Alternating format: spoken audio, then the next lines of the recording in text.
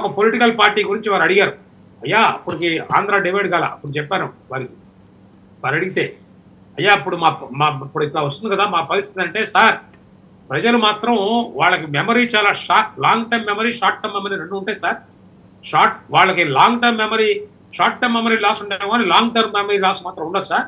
ఒక్కసారి కనుక ఎప్పుడన్నా క్షమించకుండా ఒకసారి ఒక పార్టీ కానీ ఒక వ్యక్తి కానీ ద్రోహం చేశారని అనిపిస్తే అది జాతి డిఎన్ఓలో రంగరించిపోతే ఇంకెప్పుడు నమ్మరండి. అది గత 10 ఏళ్లుగా మన తెలుగు రాష్ట్రాల్లో ప్రూవ్ అవుతూ వస్తుంది. ఇంక నేను ఎందుకు చెప్పాను ఏం చెప్పాను మీరు అర్థం చేసుకోండి. ఇప్పుడు కనుక ఇంకా పాకిస్తాన్ని డంకా బజాయించి ఒక నమ్మకస్తులైనటువంటి కుక్కల్లాగా వాళ్ళని సమ్ములు తిన్నాం, ఇప్పుడు కూడా వాళ్ళు సపోర్ట్ చేస్తామని అనుకునే కుక్కలు కొంతమంది వాళ్ళు ఉంటే వాళ్ళ బతుకులు గజ్జి కుక్కల్లాగా అవుతాయి. ఒకటి.